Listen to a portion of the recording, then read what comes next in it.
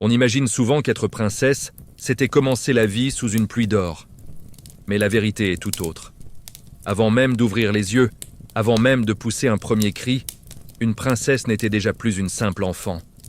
Elle était une promesse, une pièce sur l'échiquier du royaume, un lien entre deux familles, un avenir qui ne lui appartiendrait jamais vraiment. Tout commençait le jour de sa naissance. Dans un grand château, au cœur de l'hiver ou d'un été brûlant, une reine mettait au monde un enfant que tout le monde espérait être un garçon. Les couloirs bruissèrent d'impatience. Les dames de compagnie attendaient derrière la porte. Les prêtres priaient dans la chapelle. Les servantes retenaient leur souffle. Le royaume semblait suspendu à un seul instant, celui où la sage-femme annoncerait le sexe de l'enfant. Et si la voix murmurait « une fille », alors un silence traversait la pièce. Un long silence. Pas de colère, pas de cri. Juste cette déception muette que l'on n'osait pas dire à haute voix. Une fille ne pouvait pas hériter du trône, pas dans la plupart des royaumes médiévaux. Elle ne prolongerait pas la lignée de manière directe. Elle ne serait pas un roi, un commandant, un chevalier. Elle serait un lien, une monnaie, un accord. Pourtant, la reine prenait la petite dans ses bras, et dans ce geste simple, il y avait déjà tout l'amour du monde. Mais autour d'elle, les murmures commençaient. Il faudra une autre grossesse. Le roi doit avoir un héritier. La princesse venait à peine de naître. Que son existence était déjà mesurée, analysée, pesée. Les astrologues examinèrent le ciel, cherchant dans les étoiles un signe favorable. Les prêtres prononçaient des bénédictions longues et solennelles. Et dans un registre, un scribe écrivait son nom, comme pour l'inscrire immédiatement dans le destin du pays. Mais la petite, elle, ne savait rien de tout cela. Elle dormait, paisible, entourée de soie et de chaleur. Ses premiers jours étaient ceux d'un enfant choyé. On la berçait, on la portait, on la veillait jour et nuit. Les nourrices se relayaient pour qu'elle ne manque de rien. Son berceau était sculpté de symboles, ses couvertures brodées d'or. Et pourtant, malgré ce luxe, elle n'était pas libre. Dès les premières heures, on lui imposait déjà les gestes de son futur rôle. Une princesse devait être parfaite, douce, calme, silencieuse. Même bébé, on surveillait son caractère. Si elle pleurait trop, on murmurait déjà que ce serait une enfant difficile. Si elle souriait souvent, on disait qu'elle ferait une bonne épouse. Son destin se dessinait dans les mots prononcés autour de son berceau, sans qu'elle puisse répondre ni comprendre. Quelques jours après sa naissance, la cérémonie du baptême arrivait. C'était l'un des premiers moments où le peuple apercevait sa princesse. On la portait dans l'église, enveloppée d'un tissu qui valait plus cher que la maison d'un paysan. Le prêtre versait l'eau sur son front minuscule et les cloches sonnaient comme pour annoncer au monde « Voici celle qui servira un jour votre royaume ».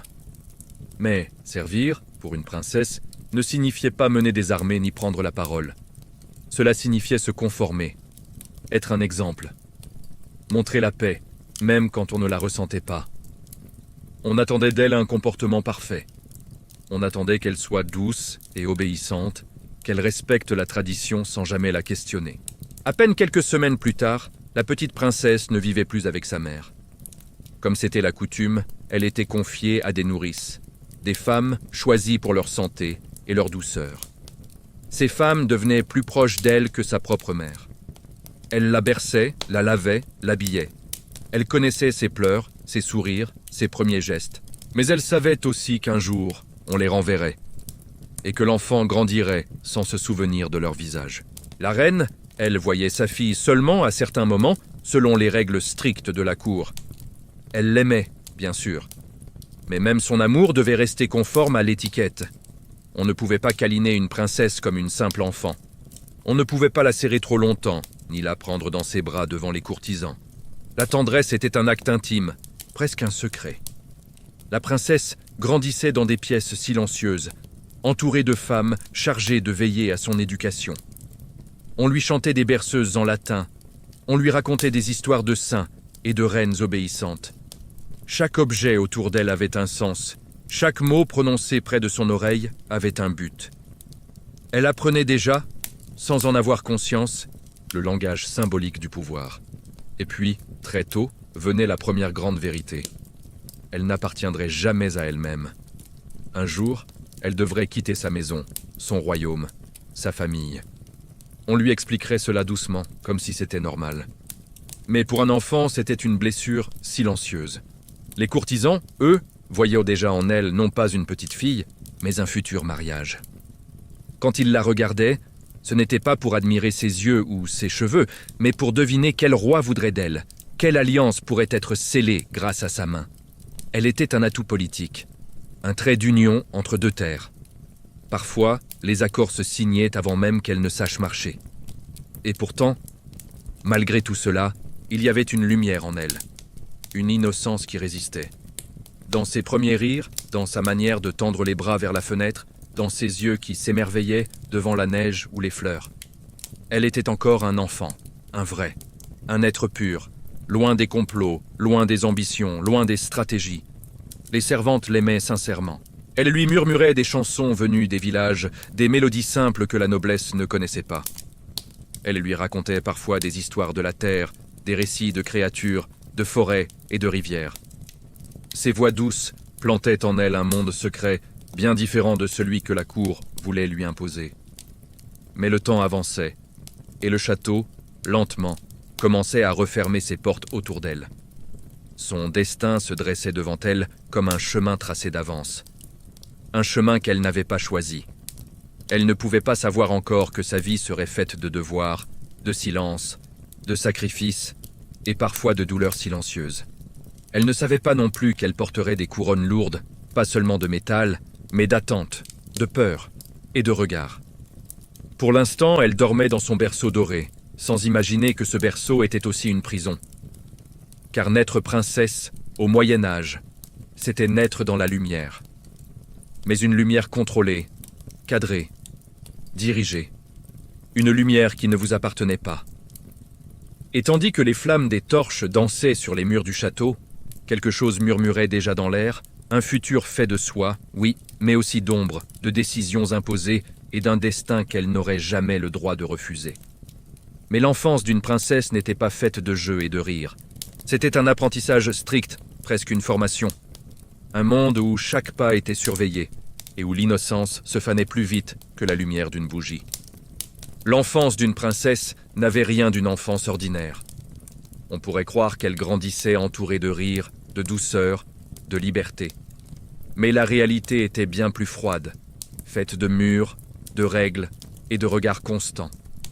Dès qu'elle savait marcher, la princesse apprenait que son monde n'était pas vaste, mais étroit, contrôlé, surveillé. Son royaume, au début, tenait dans un couloir. Un long couloir sombre où ses petits pas résonnaient à peine. On la tenait par la main, on lui disait de ne pas courir, de ne pas toucher les tapisseries, de ne pas tirer sur les rideaux. Chaque mouvement devait être mesuré, chaque geste réfléchi. Comme si, dès son plus jeune âge, elle devait apprendre à vivre comme une ombre bien élevée. Le château était immense. Mais pour elle, il n'y avait que quelques pièces autorisées.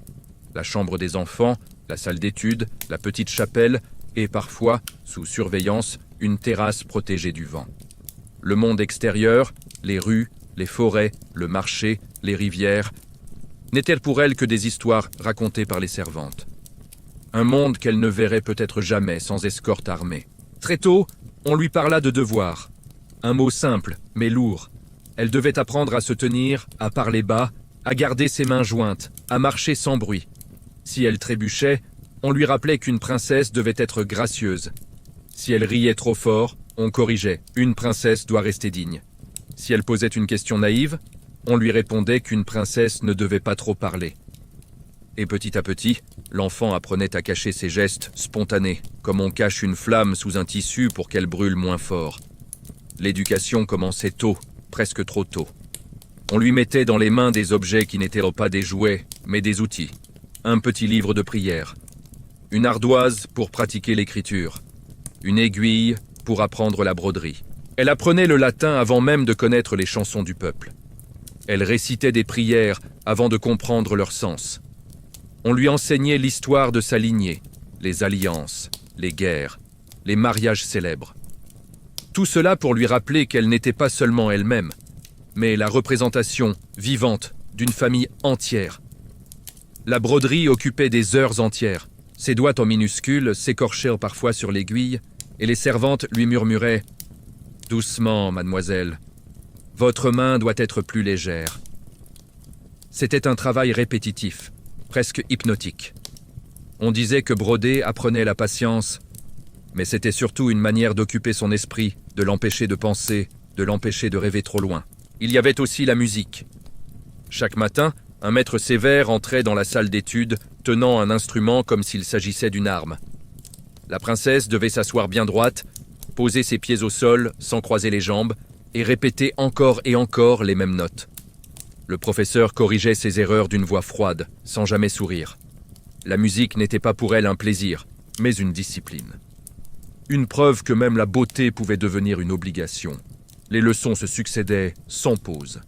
Écriture, lecture, religion, tissage, danse. Tout était pensé pour faire d'elle une future reine ou duchesse exemplaire. Mais on oubliait souvent qu'elle n'était encore qu'une enfant. Une petite fille qui aurait voulu courir sous la pluie, faire tourner sa robe, jouer à cache-cache dans les bois, rire d'un rien. Des choses simples mais interdites. La cour voulait qu'elle soit parfaite. Les dames de compagnie corrigeaient son dos, son menton, jusqu'à ce que sa posture devienne presque douloureuse. Elle lui apprenait à sourire sans montrer les dents, à saluer sans trop baisser la tête, à parler sans jamais dévoiler ses émotions. On façonnait en elle une statue vivante, belle, polie, mais vide de spontanéité.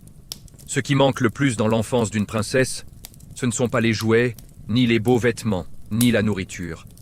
Ce qui manque, c'est l'enfance elle-même. Cette liberté innocente, cet espace pour tomber, se relever, explorer, faire des erreurs sans conséquence. Elle n'avait pas de camarades de jeu. On disait que la solitude était plus sûre. Les autres enfants, ceux des serviteurs, n'avaient pas le droit de lui parler. Elle pouvait les apercevoir parfois dans la cour, en train de rire, de courir après un ballon fabriqué de chiffon. Elle les observait depuis une fenêtre, la main posée sur le verre froid. Elle les enviait sans savoir qu'il s'agissait d'envie. Elle ne connaissait pas ce mot, mais elle ressentait ce vide dans sa poitrine, comme une petite douleur douce. Parfois, une servante plus gentille que les autres brisait légèrement les règles. Elle racontait à la princesse des histoires du dehors. La fête du village, la rivière où les enfants se baignaient, les champs de blé où l'on courait sans fin. Les yeux de la princesse brillaient d'émerveillement. Elle disait « Est-ce que moi aussi, je pourrais y aller un jour ?» La servante hésitait, puis répondait d'une voix triste « Peut-être, quand vous serez grande. » Mais même la grande princesse qu'elle deviendrait n'irait jamais courir dans les champs.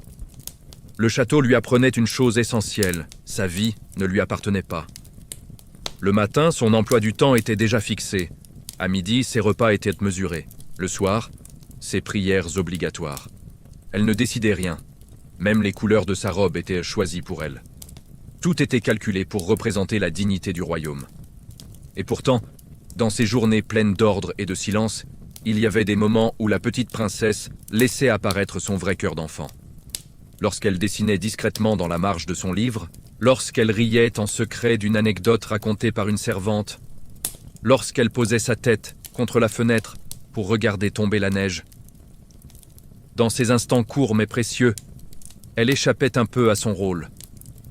Elle redevenait elle-même, une petite fille qui avait besoin d'amour, de liberté et de lumière. Mais ces instants ne duraient jamais longtemps.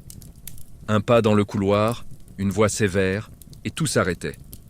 Elle reprenait son expression parfaite, son dos droit, sa voix posée, comme si elle remettait un masque qu'elle apprendrait, avec le temps, à porter sans effort. Un jour, alors qu'elle avait à peine 6 ans, sa gouvernante lui dit « Vous devez comprendre, ma princesse, votre vie ne sera jamais la vôtre. Elle sera celle de votre peuple. » La petite hocha la tête sans comprendre vraiment. Mais ces mots, semés trop tôt dans son esprit, restèrent gravés comme une graine de résignation. Dans le silence de sa chambre, la princesse rêvait pourtant d'autre chose. Elle rêvait d'un monde où elle pourrait courir, parler, rire, choisir. Un monde sans murs. Un monde où elle serait simplement une enfant. Mais le monde n'était pas fait pour réaliser les rêves d'une princesse. Il était fait pour qu'elle serve, pour qu'elle porte, pour qu'elle incarne. Et chaque année qui passait resserrait un peu plus les murs autour d'elle. Et plus elle grandissait, plus son corps devenait lui aussi un terrain de contrôle. Car une princesse n'appartenait pas seulement au royaume par son nom, mais par sa silhouette, son comportement et même sa beauté imposée. En grandissant, la princesse découvrait une vérité étrange et douloureuse. Au Moyen Âge, une princesse n'était pas seulement une personne.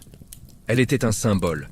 Et un symbole devait être parfaitement présenté, parfaitement contrôlé, parfaitement regardé. Son corps ne lui appartenait plus. Il devenait l'affaire de tous. Tout commençait le matin, bien avant que le soleil ne réchauffe les pierres du château. Les servantes entraient dans sa chambre sur la pointe des pieds, portant des bassines d'eau froide, des tissus propres et les vêtements choisis pour la journée. La princesse ouvrait les yeux dans la douceur du matin, mais cette douceur prenait fin dès qu'on tirait les rideaux. Car dès son réveil, son corps était observé, manipulé, préparé. On la lavait sans qu'elle puisse protester, on la coiffait même si ses cheveux tiraient, et on l'habillait parfois dans des tenues qui pesaient presque autant qu'elle. Les vêtements d'une princesse n'étaient pas faits pour le confort. Ils étaient faits pour montrer la richesse, la puissance, la dignité du royaume. Les tissus étaient lourds, les broderies rigides, les ceintures serrées. Chaque matin, elle devait tenir une posture parfaite pendant qu'on ajustait sa robe, comme une statue qu'on prépare pour une cérémonie. Une simple promenade dans la cour demandait une tenue complète, des gants, des voiles, des bijoux parfois trop lourds pour son cou d'enfant. On la tenait droite, on la corrigeait si elle se penchait trop, on lui apprenait à poser ses pieds doucement, comme si elle flottait plutôt que marchait. Son corps devait être gracieux, toujours. Même lorsqu'elle avait mal, même lorsqu'elle était fatiguée. On disait qu'une princesse devait rayonner. Mais ce rayonnement n'était pas naturel. Il était forcé, sculpté par des heures d'entraînement et de discipline. Son sourire devait être doux, mais jamais trop large. Ses mains devaient rester immobiles, mais jamais raides. Ses yeux devaient montrer de la bonté, mais jamais trop d'émotion. Même son visage devait suivre une certaine harmonie imposée par la cour. On lui interdit très tôt de courir. Une princesse ne devait pas se hâter. On lui interdit de s'asseoir par terre. Une princesse ne touchait pas la poussière. On lui interdit de crier, de se salir, de grimper aux arbres, comme le faisaient les autres enfants. Une princesse devait être pure, propre, intacte. Des mots qui semblaient si beaux, mais qui enfermaient chaque geste. Avec l'adolescence, la surveillance devint encore plus stricte. Son corps changeait, et ce changement intéressait soudain tout le monde. Les dames de la cour, les prêtres, les diplomates, les ambassadeurs. Chacun voulait savoir si elle devenait apte à son rôle. Si elle serait belle, si elle serait forte, si elle porterait des enfants, si elle ferait une bonne reine ou une bonne épouse pour un prince étranger. Alors on surveillait tout, sa silhouette, sa peau, son maintien, la manière dont elle se levait, la manière dont elle s'asseyait. Chaque détail devenait un signe à interpréter. Un jour, une dame lui pinça doucement les joues et dit « Vous serez jolie, ma princesse. Votre beauté sera votre meilleure arme. » Ces mots la troublèrent. Comment la beauté pouvait-elle être une arme? Et contre qui devrait-elle l'utiliser? Mais elle apprit vite que son corps serait toujours jugé. La moindre imperfection devenait un sujet de discussion. Un bouton sur sa peau, une mèche rebelle, un geste maladroit. On la corrigeait immédiatement. On lui donna des onguents, des parfums, des huiles. Comme si elle devait être polie, façonnée, lustrée comme un objet précieux. La pudeur était une autre forme de contrôle.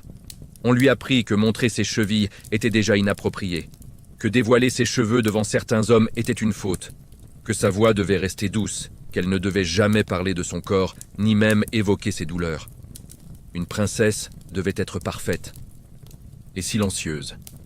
Même pendant les soins les plus intimes, elle n'avait aucune intimité.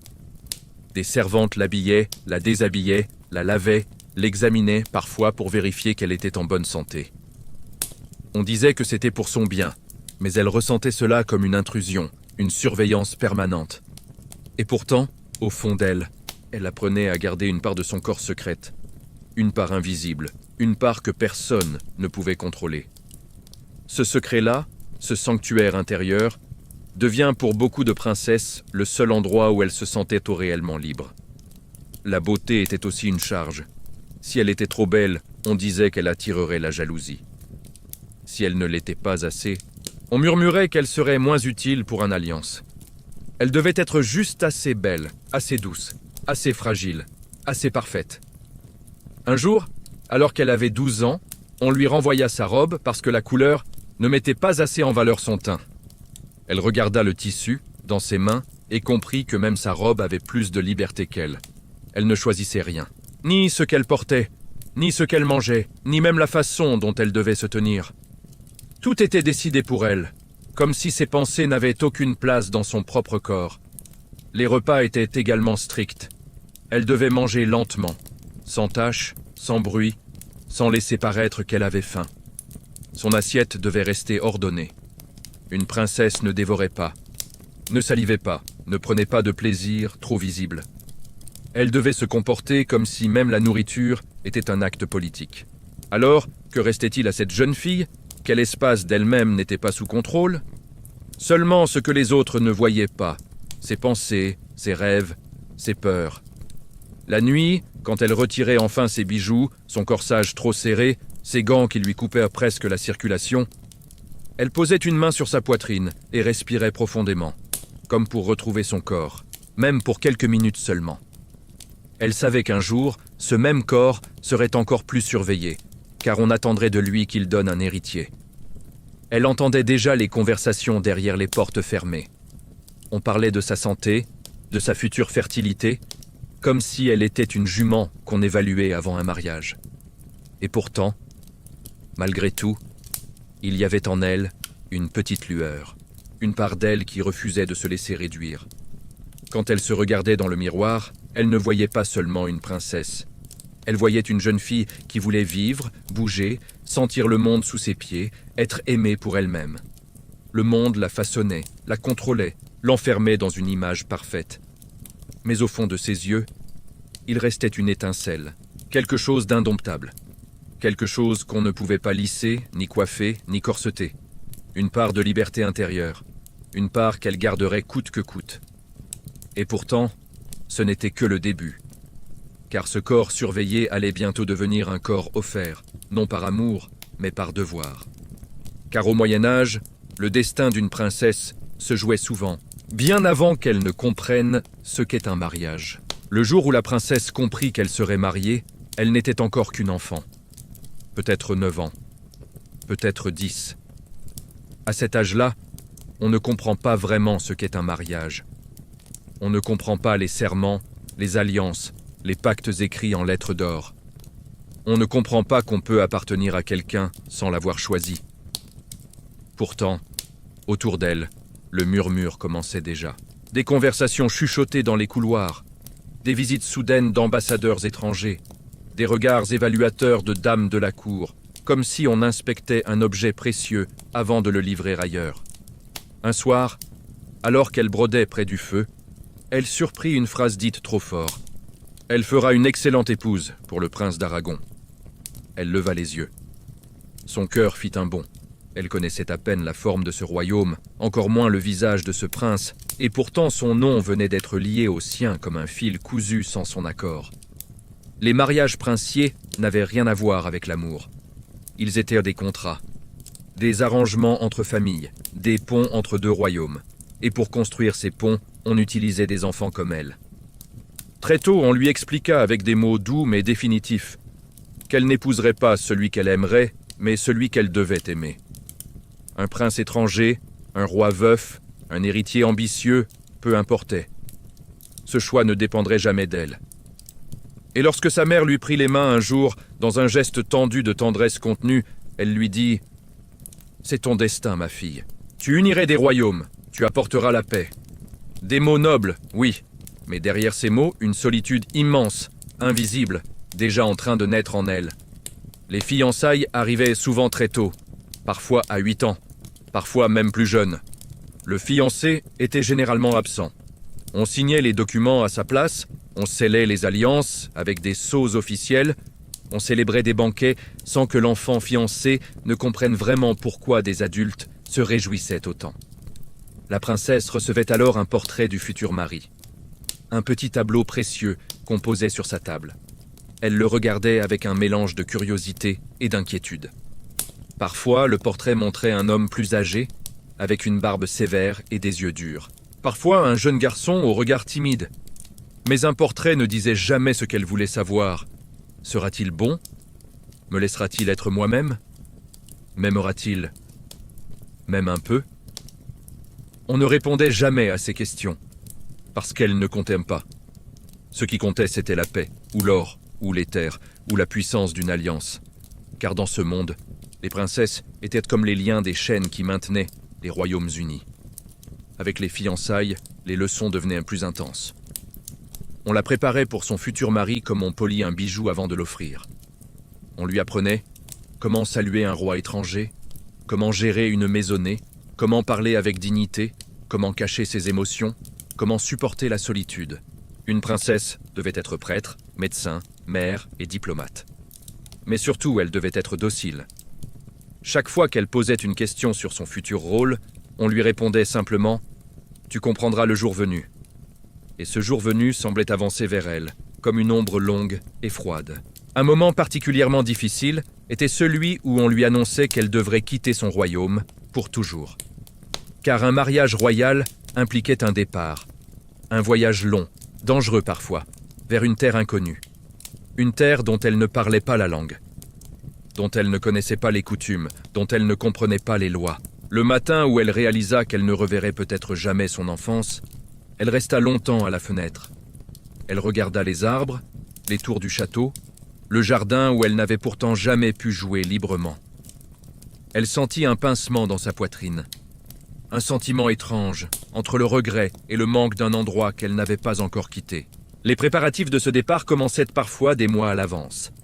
On rassemblait ses robes les plus riches, ses bijoux, ses livres de prière, et même ses jouets des enfants que L.N. avait jamais vraiment eu le droit d'utiliser. On choisissait ses dames de compagnie. Toutes ses affaires étaient examinées, triées, approuvées. Rien n'était laissé au hasard. Car tout ce qu'elle emportait représentait son royaume.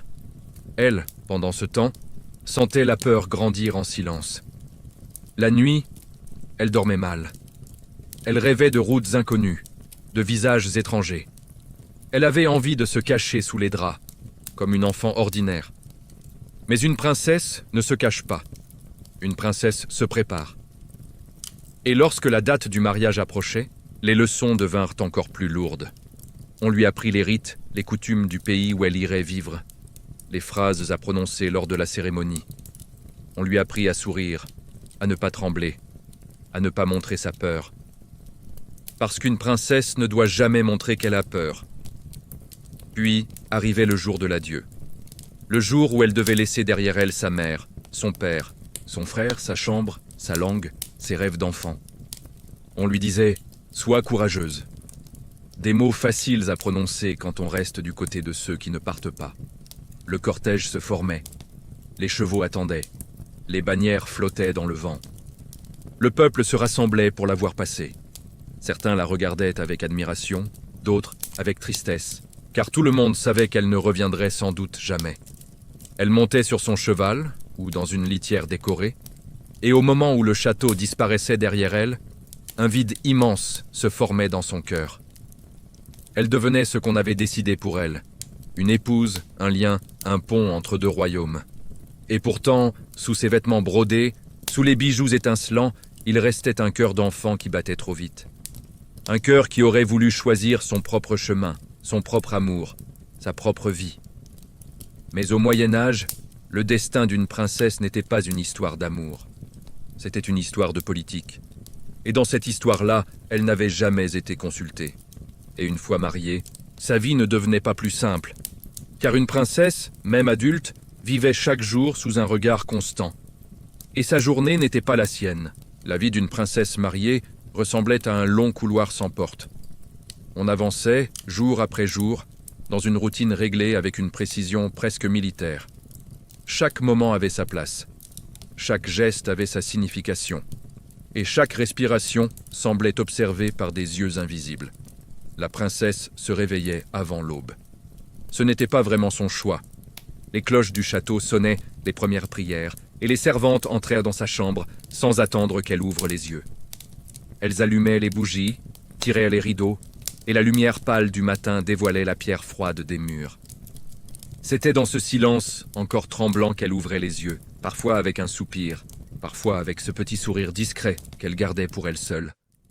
Son lever n'était jamais un moment intime. On retirait sa couverture, on la lavait, on coiffait ses cheveux encore humides. Les servantes parlaient à voix basse, comme si leur chuchotement faisait partie du rituel. Elle savait qu'un mot trop fort pouvait être considéré comme un manque de respect. La première heure du jour était toujours consacrée à la prière. La princesse s'agenouillait dans la petite chapelle du château, les mains jointes, la tête inclinée. Elle priait pour son mari, pour son royaume, pour une paix fragile et pour un avenir qu'elle espérait doux. Mais au fond d'elle-même, elle priait aussi pour avoir la force de supporter ce qu'on attendait d'elle. Des prières silencieuses que personne ne devait entendre. Après cela venaient les premières obligations. La princesse assistait souvent à une audience privée, où des dames de compagnie, des conseillers ou des ambassadeurs lui transmettèrent des messages. Elle écoutait, hochant la tête, posant parfois des questions, mais on attendait d'elle plus de présence que de décision. Être là, c'était déjà remplir son rôle. Ensuite venait l'un des moments les plus longs, la toilette d'apparat. Une préparation minutieuse, où l'on coiffait ses cheveux en longues tresses, où l'on fixait des voiles, où l'on attachait des bijoux lourds. On utilisait des parfums rares, des poudres légères, tout pour rendre son visage harmonieux. Car une princesse devait être belle, non pour plaire, mais pour représenter. Lorsque tout était prêt, son reflet dans le miroir ne lui appartenait plus. Ce n'était pas elle qu'elle voyait, mais une image façonnée pour les yeux du monde. La matinée se poursuivait par les devoirs sociaux. Elle devait tenir salon, recevoir les nobles dames, s'entretenir avec les épouses des conseillers, écouter les histoires, les plaintes, les rumeurs. La conversation était un art. Elle devait paraître attentive, intéressée, douce, jamais trop franche, jamais trop vive. Un mot mal placé pouvait devenir une rumeur, et une rumeur pouvait devenir un problème politique. Mais la princesse avait appris, à force de silence, à naviguer dans cet univers. Elle savait sourire quand il fallait, acquiescer quand on la sollicitait, et parfois glisser une parole rassurante qui apaisait les tensions. C'était cela aussi être une princesse.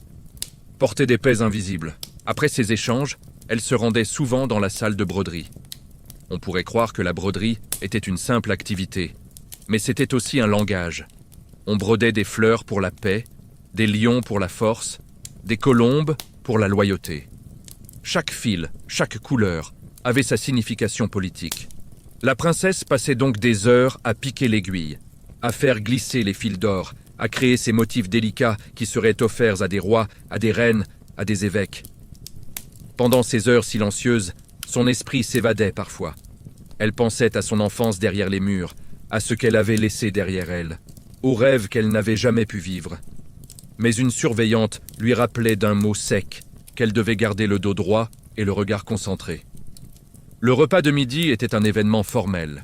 La princesse devait manger lentement, dignement, en respectant un protocole strict. Elle ne choisissait pas ses plats. Ils étaient décidés par le cuisinier royal et validés par les conseillers. Car même son alimentation devait servir l'image du royaume. Après le repas venait un des rares moments où elle pouvait respirer un peu, la promenade. Toujours accompagnée, toujours surveillée, mais au moins à l'air libre. Elle marchait dans les jardins du château, sous les arbres taillés en formes étranges, au milieu des fleurs soigneusement entretenues. Parfois, elle s'arrêtait près d'une fontaine, écoutant le bruit de l'eau comme si c'était une chanson douce. Dans ces moments-là, son visage se détendait. Ses pensées devenaient plus légères. Elle imaginait ce que serait une vie sans devoir, sans regard, sans attente. Elle n'était jamais seule. Mais parfois, dans les yeux d'une servante qui l'accompagnait, elle voyait un semblant de compréhension. Comme si cette femme silencieuse devinait la fatigue cachée sous le voile de la princesse. L'après-midi était souvent consacré à l'apprentissage. Une princesse devait continuer d'étudier, même adulte. On lui enseignait l'histoire des royaumes voisins, la géographie, les alliances, les lois. Elle devait savoir conseiller son mari, savoir lire les messages politiques, comprendre les codes de la diplomatie. Son esprit était aussi surveillé que son apparence. Il y avait aussi la musique. Des heures passées au luth, à la harpe, à la flûte. La musique était censée adoucir l'âme et montrer la grâce d'une princesse. Mais pour elle, c'était souvent une répétition sans fin, un devoir de plus, un exercice où son cœur ne trouvait que rarement sa place.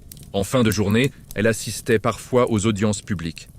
Elle restait à côté du roi, silencieuse, immobile, offrant son image comme un symbole de stabilité. On ne lui demandait pas de parler, seulement d'être là, d'incarner la dignité du trône. Le soir arrivait enfin, avec lui la fatigue accumulée. Sa chambre devenait alors un refuge. Les servantes l'aidaient à retirer sa robe, ses bijoux, ses lourds tissus. Quand elle se retrouvait enfin en chemise simple, avec les cheveux défaits, elle se sentait redevenir elle-même. Juste un instant. Mais même là, il restait des prières obligatoires, des messages à lire, des lettres à écrire. Son devoir ne dormait jamais vraiment. Et puis, venait le moment le plus intime de la journée, la solitude, la seule véritable. Quelques minutes où elle s'asseyait près de la fenêtre, regardant la lune glisser entre les nuages. Elle posait la main contre la vitre froide et respirait doucement. Elle pensait à tout ce qu'elle avait fait, à tout ce qu'elle ferait demain et à tout ce qu'elle ne ferait jamais. Dans ces instants silencieux, elle se murmurait parfois « Je suis ici, mais où suis-je vraiment ?» Car sa journée, si remplie, si contrôlée, ne laissait que peu de place à sa véritable existence. Une princesse vivait entourée, mais profondément seule. Aimée pour ce qu'elle représentait, mais rarement pour ce qu'elle était. Et chaque jour recommençait, semblable au précédent. Comme si le temps lui-même avait décidé de l'enfermer dans une boucle sans fin. Mais derrière cette routine polie et silencieuse, il y avait un autre monde. Un monde de jalousie, de peur, de trahison, où chaque sourire pouvait cacher un piège. À la cour, rien n'était jamais simple.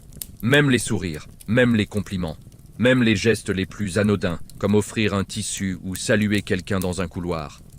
Tout avait un sens, tout pouvait être une arme. Et la princesse le comprit très tôt.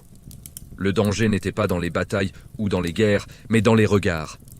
Le château était un endroit splendide, fait de lumière, de musique et de fêtes.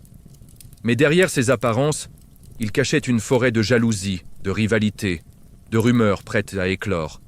Un monde où chaque pas pouvait être mal interprété, où chaque mot pouvait être répété, tordu, déformé. La princesse n'était jamais seule, et pourtant, paradoxalement, elle n'avait personne à qui se confier sans crainte. Car à la cour, les confidences étaient des pièces d'or. Il suffisait de dire une phrase malheureuse pour qu'un courtisan s'en serve le lendemain, l'arme comme une flèche empoisonnée pointée contre elle. Elle apprit très tôt que tout le monde n'était pas son ami. Certaines dames de compagnie souriaient trop, comme si leur sourire cachait une pointe de mépris. D'autres, au contraire, semblaient douces, mais leurs yeux la suivaient avec une attention trop parfaite. On ne savait jamais qui voulait vraiment son bien, et qui guettait simplement une erreur pour grimper d'un rang dans la hiérarchie. Les rivalités se formaient en silence. Parfois pour des raisons absurdes, un bijou trop beau, un compliment reçu du roi, une robe qui attirait trop l'attention. Les commentaires glissaient dans les couloirs comme de petites épines, prêtes à se planter dans son cœur. La princesse est trop fière. Elle pense tout savoir. Elle prend trop de place. La vérité pourtant est qu'elle ne prenait pas de place du tout.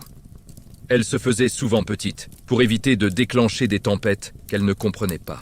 Elle avançait comme on marche sur un lac gelé, avec précaution, un pas après l'autre, comme si le sol pouvait se fissurer sous elle. Il y avait aussi les alliances secrètes, des groupes formés par intérêt, par ambition ou par peur. Des nobles qui se juraient loyauté pour obtenir une faveur, des servantes qui répétaient ce qu'elles entendaient, des conseillers qui attendaient la moindre faiblesse pour proposer une solution qui en réalité leur profitait. La princesse se retrouvait souvent au centre de ces tensions, sans même l'avoir voulu, parce qu'elle était visible, parce qu'on la surveillait, parce que son nom, son sourire, sa présence pouvaient te faire basculer un équilibre fragile.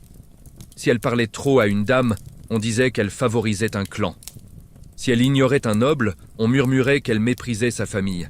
Si elle acceptait un cadeau, on la soupçonnait d'avoir une préférence. Si elle le refusait, on y voyait une insulte déguisée.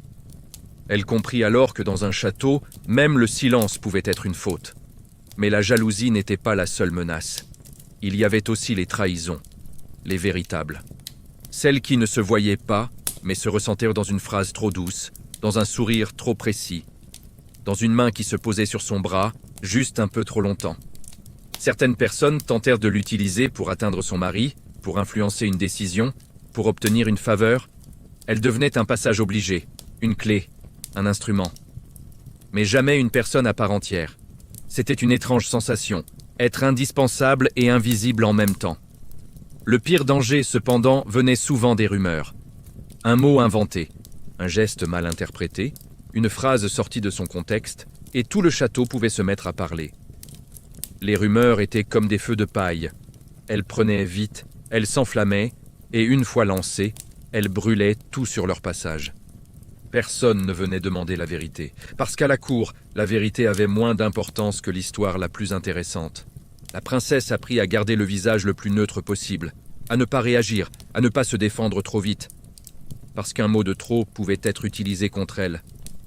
Et dans tout cela, dans cette tempête de regards et de murmures, un autre danger apparaissait.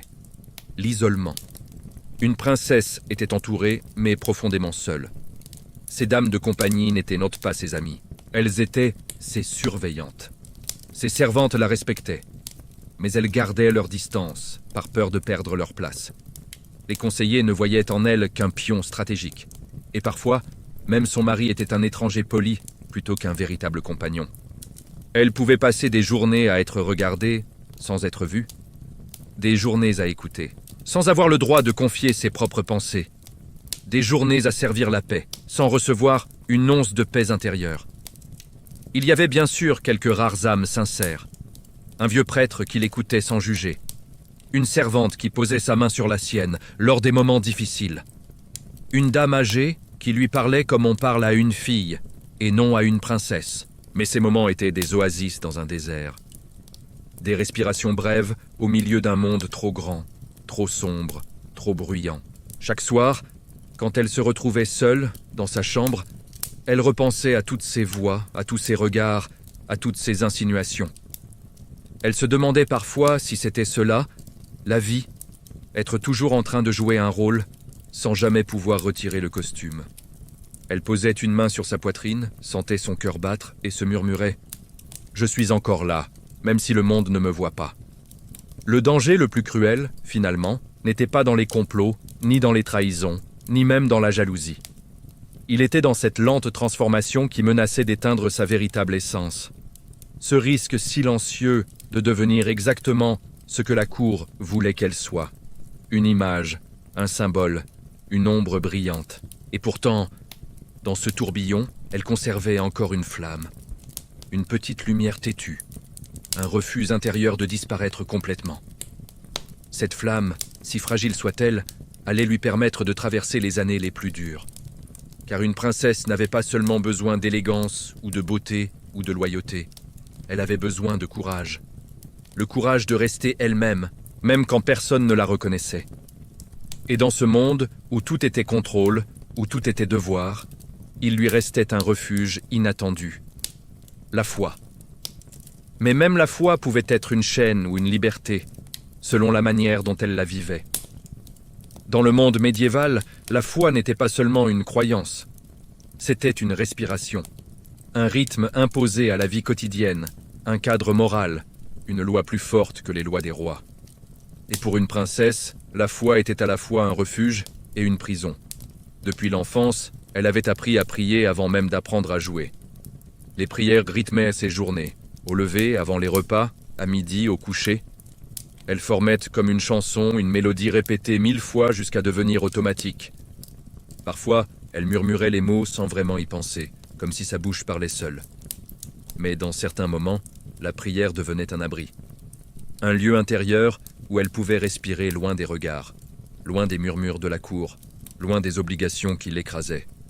Dans ces instants-là, elle se sentait légère, presque libre. Quand elle s'agenouillait dans la petite chapelle, le monde autour d'elle s'éteignait. Les cierges brûlaient avec une lueur douce, les ombres dansaient sur les murs, et le silence avait un parfum de paix. Elle fermait les yeux, et pour une fois, elle ne cherchait pas à bien paraître.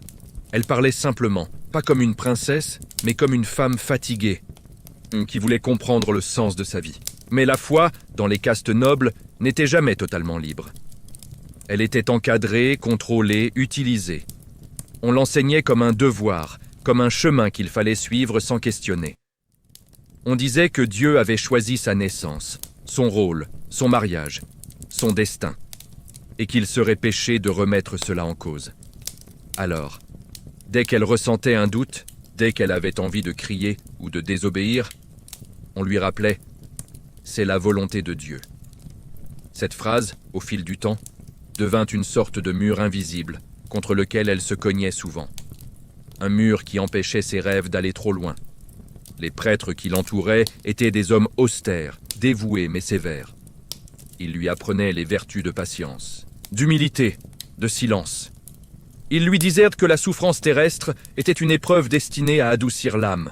Ils lui expliquèrent que le mariage arrangé était un sacrifice noble, une façon de servir Dieu et son peuple. La princesse écoutait, respectueusement, comme on l'avait élevée à le faire. Mais dans son cœur, elle ressentait parfois une brûlure, la brûlure d'une question simple mais interdite. « Et moi, qu'est-ce que je veux ?» La foi pouvait devenir lourde, comme une couverture trop épaisse, dont la chaleur étouffe au lieu de réchauffer. Chaque action était évaluée selon des critères religieux. Un rire trop fort, un geste trop spontané, une parole trop franche étaient considérés comme des signes de manque de piété. Le moindre égarement pouvait devenir un sujet de confession forcée. La confession, justement, était un moment difficile pour elle. On l'amenait devant un prêtre pour raconter ses doutes, ses peurs, ses erreurs.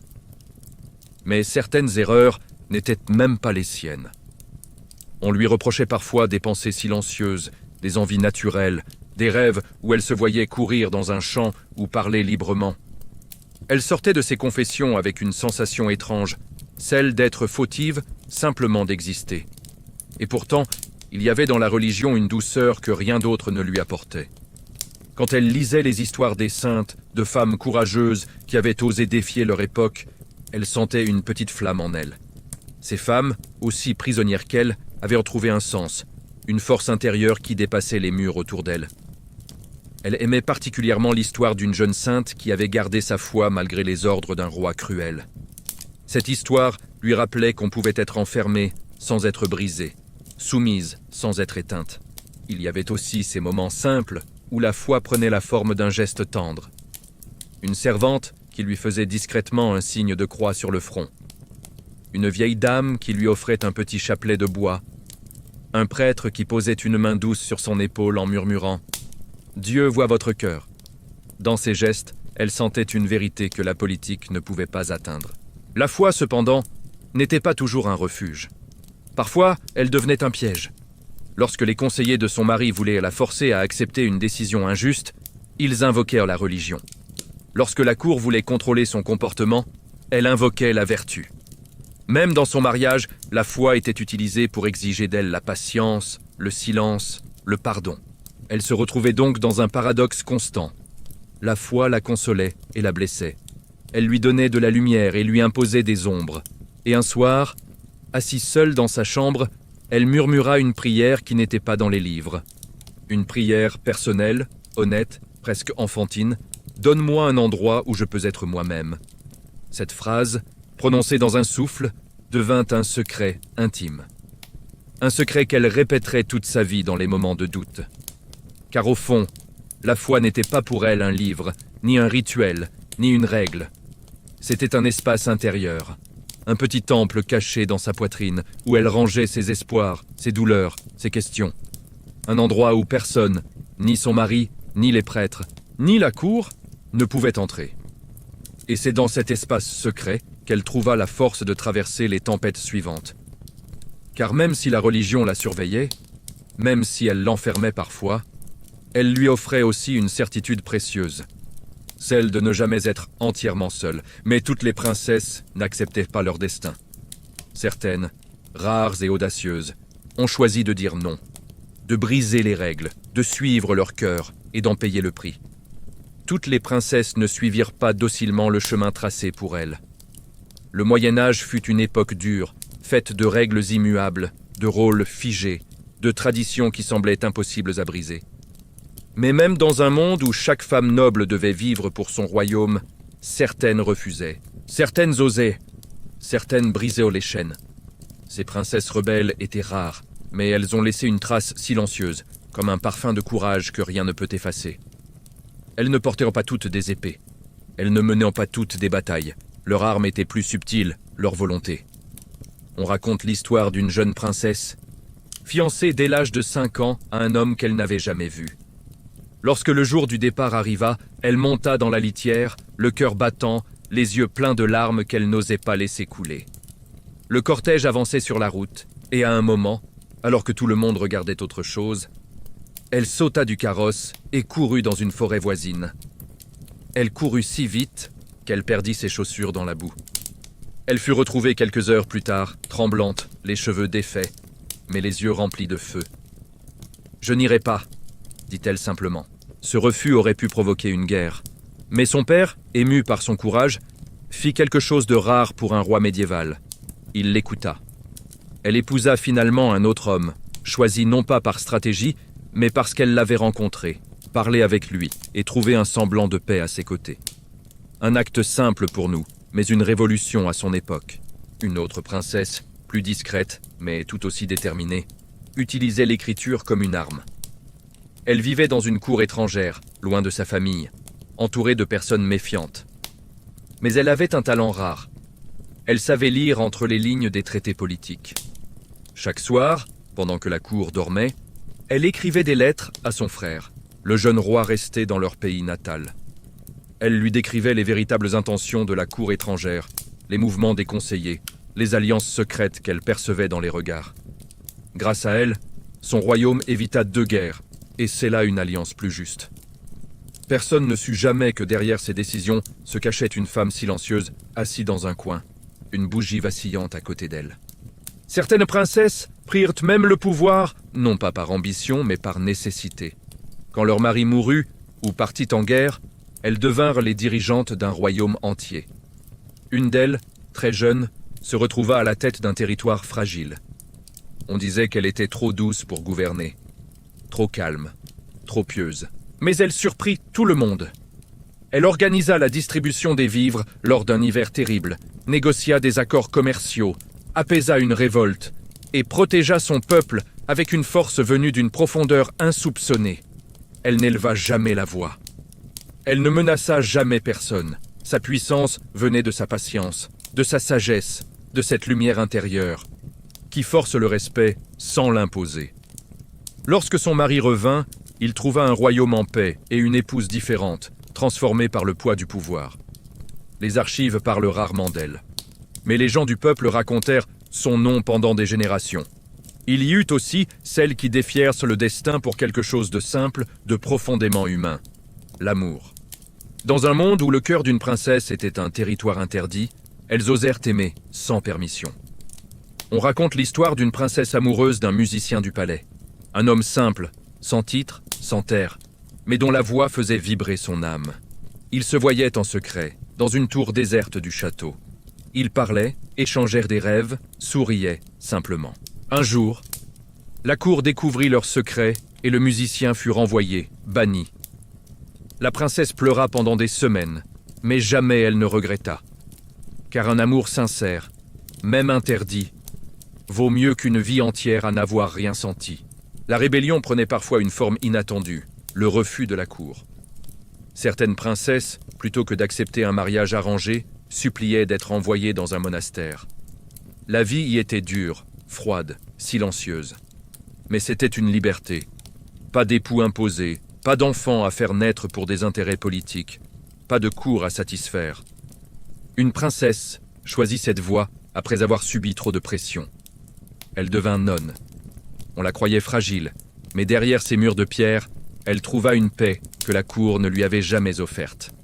Elle passait ses journées à copier des manuscrits et à cultiver un petit jardin. C'était loin des fêtes, des bijoux, des banquets, mais c'était sa vie, sa vraie vie.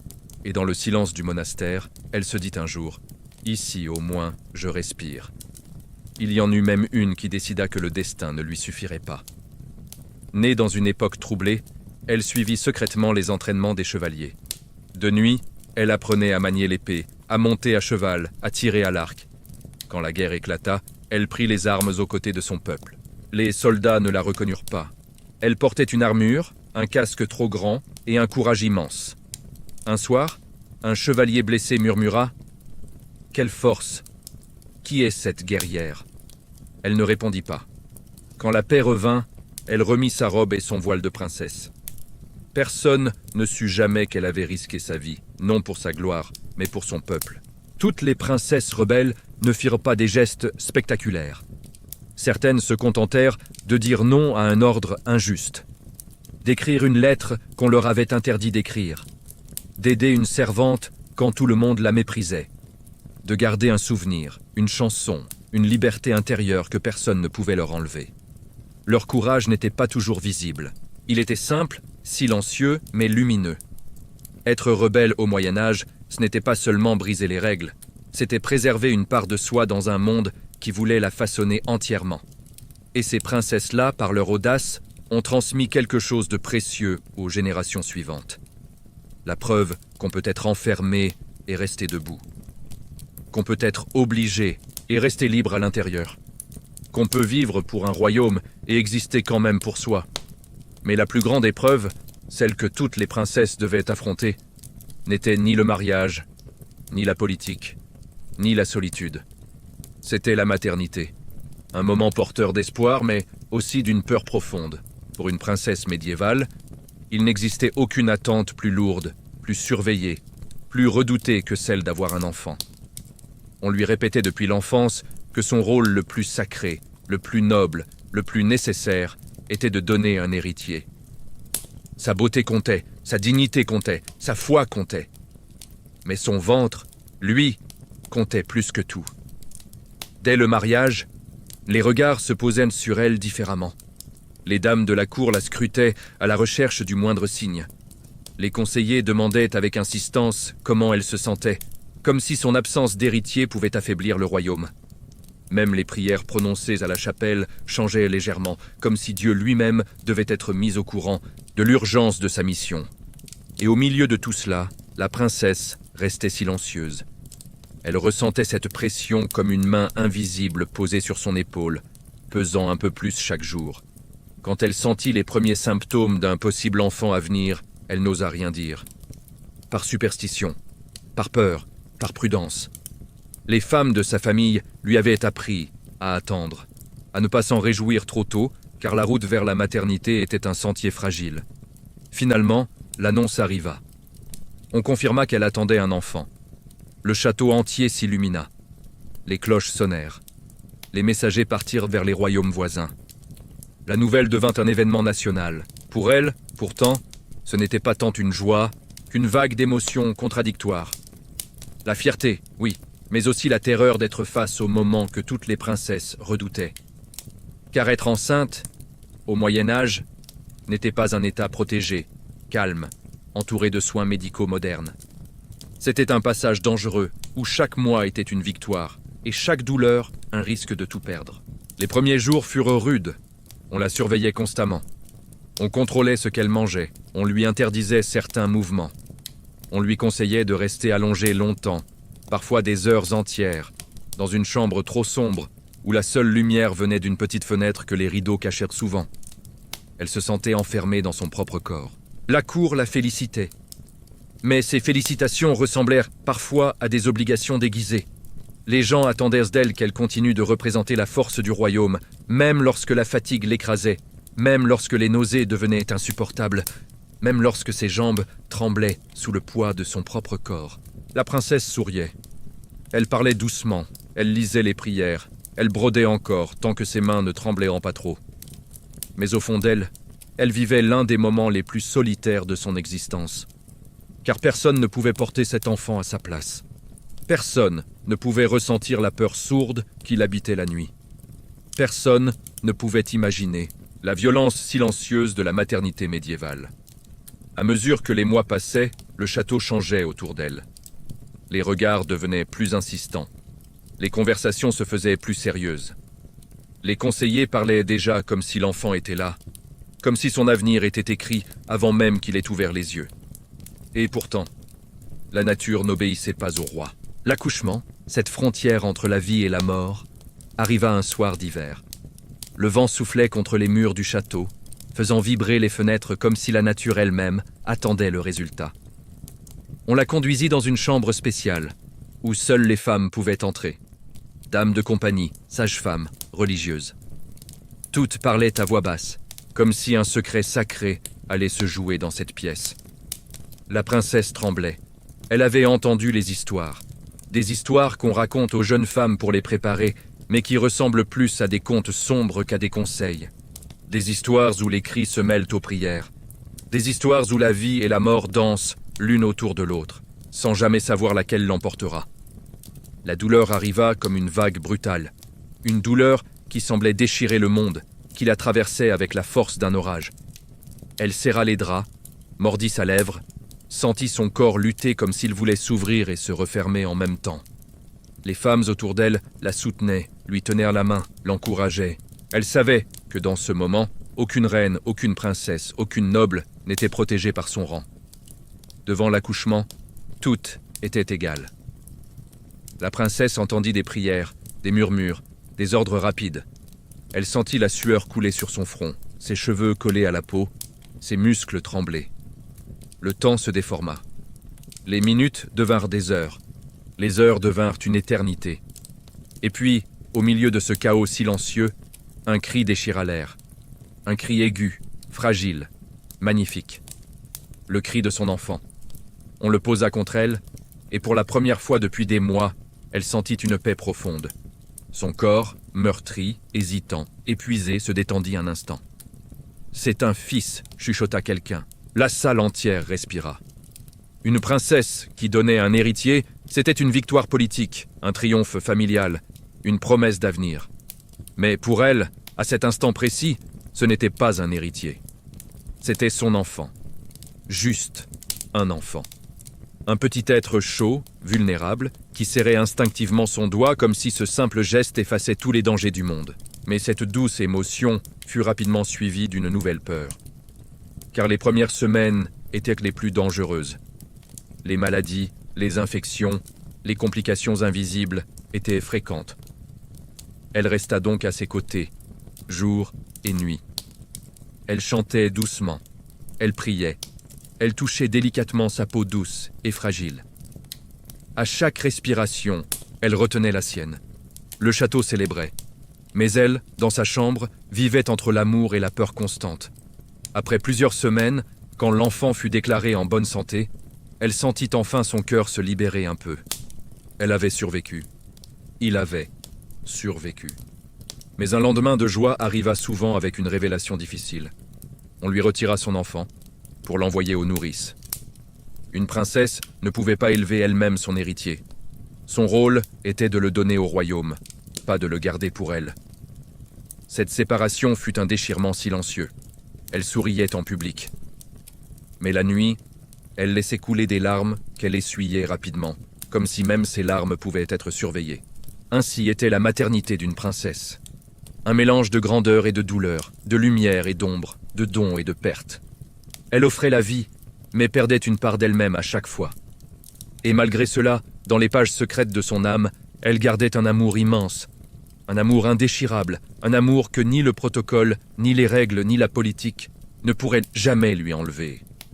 Et lorsque les années passaient, lorsque son visage changeait, lorsque la cour la regardait autrement, une autre question apparaissait. Que restait-il d'une princesse quand sa jeunesse, sa beauté et son utilité politique s'effaçaient peu à peu? La vie d'une princesse médiévale ressemblait à une longue montée. Une ascension vers des sommets qui n'étaient jamais vraiment les siens. On la façonnait, on l'observait, on la dirigeait à chaque pas. Mais lorsque les années passaient et que sa jeunesse s'effaçait doucement, quelque chose changeait dans le regard de la cour. Ce changement était subtil d'abord. Une dame de compagnie qui s'adressait un peu moins à elle. Un conseiller qui la consultait plus rarement. Un sourire moins appuyé qu'avant. Comme si l'image brillante qu'on avait jadis tant admirée commençait à perdre son éclat. Pour une princesse, le passage du temps n'était pas seulement une réalité biologique, c'était une transformation politique. Son utilité n'était plus la même. Elle avait donné un héritier. Elle avait assuré la succession du royaume. Elle avait joué son rôle. Et lorsque ce rôle commençait à se terminer, la cour cherchait déjà où se tourner ensuite. Elle s'en rendait compte lors des grands banquets. Autrefois, on l'asseyait près du roi, au centre de la table. Les regards convergeaient vers elle, les conversations venaient jusqu'à sa chaise. On lui demandait son avis, on commentait sa beauté, on admirait ses gestes. Mais au fil des années, sa place changeait. Pas brusquement. Le changement était trop subtil pour être remarqué par tous, mais pas trop subtil pour qu'elle l'ignore. On l'installait légèrement plus loin du trône, on lui parlait un peu moins. Ses robes, autrefois si admirées, étaient désormais comparées à celles de femmes plus jeunes, fraîches, pleines de ce charme que la cour vénérait presque autant que l'or. Pourtant, la princesse n'était ni amère ni jalouse. Elle comprenait simplement que le monde des palais avait ses propres saisons et que l'hiver venait tôt pour celles qui vivaient sous les regards des autres. Mais ce crépuscule ne signifiait pas la fin de sa valeur. Au contraire, c'est souvent dans ces années-là que les princesses devenaient les plus sages, les plus influentes, les plus essentielles, non pas par leur beauté, mais par ce qu'elles savaient. Car la vieillesse, au Moyen Âge, n'était pas seulement un affaiblissement du corps. Elle était une métamorphose, une façon de reprendre une forme plus profonde, plus vraie. Elle se mit donc à observer la cour d'un autre point de vue. Moins au centre, mais plus en hauteur. Comme une sentinelle silencieuse. Elle connaissait les visages, les voix, les ambitions cachées, les alliances dangereuses, les trahisons possibles. Elle avait passé tant d'années à naviguer dans ce monde de faux sourires et de vérités voilées, qu'aucune expression, aucun mouvement de tête, aucune hésitation dans une phrase ne passait inaperçue. Le roi venait parfois la consulter quand le royaume vacillait. Les conseillers les plus prudents cherchaient discrètement son avis lorsqu'une décision difficile pointait. Elle n'était plus l'image qu'on montrait, elle était la voix qu'on écoutait. Dans cette période de sa vie, elle trouva une liberté nouvelle, une liberté inattendue. Car la jeunesse avait été une cage brillante, mais une cage quand même. La vieillesse, elle, était une fenêtre ouverte. On attendait moins d'elle. On la surveillait moins. On lui imposait moins de devoirs, moins de bijoux, moins de rôles à jouer. Elle pouvait enfin respirer, sans qu'on l'observe trop. Ses journées n'étaient plus remplies de broderies obligatoires ni de leçons imposées. Elle passait maintenant du temps dans la bibliothèque du château. Elle lisait des manuscrits anciens. Elle parlait avec les moines copistes et les érudits de passage. Elle découvrit des histoires qu'on ne lui avait jamais enseignées quand elle était jeune. Des histoires sur les royaumes lointains, sur les femmes puissantes du passé, sur les secrets du monde qui dépassaient largement les murs dans lesquels elle avait été enfermée. Elle se mit aussi à écrire. Pas des lettres politiques, ni des documents officiels. Elle écrivait pour elle-même des réflexions, des souvenirs, des pensées qu'elle n'avait jamais pu prononcer. Elle écrivait avec une lenteur douce, comme si chaque mot nettoyait une blessure ancienne. Certains jours, elle marchait dans les jardins, lentement, soutenue par une canne sculptée. Les arbres la reconnaissaient. Les fleurs semblaient se pencher vers elle, comme si elle la saluait doucement. Elle parlait parfois à voix basse, non par folie, mais par habitude. L'habitude de converser avec elle-même dans un monde qui ne lui avait jamais donné assez d'espace pour le faire. Et pourtant, malgré cette paix tardive, il y avait aussi une part d'ombre dans ces années tranquilles. L'ombre de ceux qu'elle avait perdus. Ses parents, ses amis, peut-être un enfant ou deux. Car l'enfance n'était jamais certaine au Moyen Âge, et chaque perte laissait une cicatrice silencieuse. L'ombre de ce qu'elle aurait pu être si elle n'avait pas été princesse. Une artiste peut-être, ou une guérisseuse, ou simplement une femme libre avec un petit jardin et un foyer qu'elle aurait choisi. Mais même dans ces moments de mélancolie, elle gardait une tendresse pour sa vie. Car malgré les blessures, malgré les sacrifices, malgré la solitude, elle avait trouvé un sens, une raison d'être, un rôle dans l'histoire de son peuple. Ses enfants grandissaient maintenant. Ils devenaient à leur tour des acteurs du royaume. Elle les regardait comme on regarde une rivière suivre son cours, avec fierté, avec douceur, avec cette inquiétude éternelle que seules les mères connaissent et qu'aucune couronne ne peut effacer. Parfois, l'un d'eux venait s'asseoir près d'elle et lui prenait la main. Dans ces instants, ses yeux, même vieillis, brillaient du même éclat que lorsqu'elle était jeune, d'un éclat de vie, d'amour, de résistance. Car malgré tout, elle avait résisté. Elle avait survécu au protocole, au regard, au pouvoir, à la maternité risquée, à la politique implacable. Elle avait traversé les tempêtes et les trahisons. Elle avait porté des rêves qu'on lui avait imposés et gardé ceux qu'elle s'était permis d'avoir. Et maintenant, dans le calme de ces dernières années, elle respirait comme elle n'avait jamais respiré auparavant. Quand la mort vint, elle ne la redouta pas. Elle l'accueillit comme on accueille une vieille amie qui vient offrir du repos, après un long voyage. On raconte que dans ces derniers instants, elle demanda qu'on ouvre la fenêtre de sa chambre. Elle voulait sentir l'air du soir, une dernière fois. Elle ferma les yeux, écouta le vent, et murmura « Enfin, je suis moi ». Et dans ce souffle, dans cette phrase simple, elle laissa derrière elle plus qu'un héritage politique. Elle laissa un exemple. Celui d'une femme qui, malgré les chaînes, avait réussi à garder son âme intacte. Dans le grand livre du royaume, on écrivit peut-être son nom, sa lignée, ses alliances. Mais dans le cœur de ceux qui l'avaient reconnu, on se souvenait d'autre chose. Sa force silencieuse, sa sagesse, sa lumière intérieure. Ainsi se terminait la vie d'une princesse médiévale. Non pas dans le bruit d'un banquet ou l'éclat d'une couronne, mais dans la paix intime d'une femme qui avait appris, au fil des années, à exister au-delà du rôle qu'on lui avait imposé.